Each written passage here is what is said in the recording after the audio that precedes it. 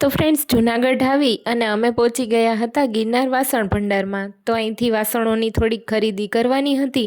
અમે લોકો વાસણ જૂનાગઢથી જ લઈ છીએ. તો પછી ત્યાં ગયા અને પછી જે ઘરની વસ્તુ 2-3 લેવાની હતી તે લઈ લીધી. અને અમે પછી જો આ બધા બોક્સ ખોલીને એક પછી એક જોતા હતા. બોક્સ ઉપરથી સારું લાગે નહીં ખોલી કે અંદર શું છે. તો આમાંથી તો પીવાના પાણીની સરસ મજાની બોટલ નીકળી ગઈ. પછી આ ગ્લાસ હતો પિત્તળનો. ત્યાર પછી આ પિત્તળનું મસાલા રાખવાનું હતું. અને ત્યાર પછી અમે જૂનાગઢનો મેળો દૂરથી જ જોતા નીકળી ગયા હતા મામાના ઘરે. તો મામાના ઘરે પહોંચતા પહેલાં જ સ્વરાબેનને ભૂખ લાગી ગઈ.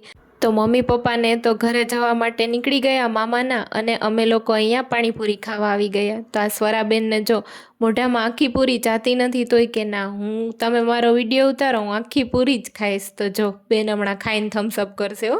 ત્યાર પછી અમે પણ ખાઈ લીધી panipuri. Bye bye guys, subscribe my channel.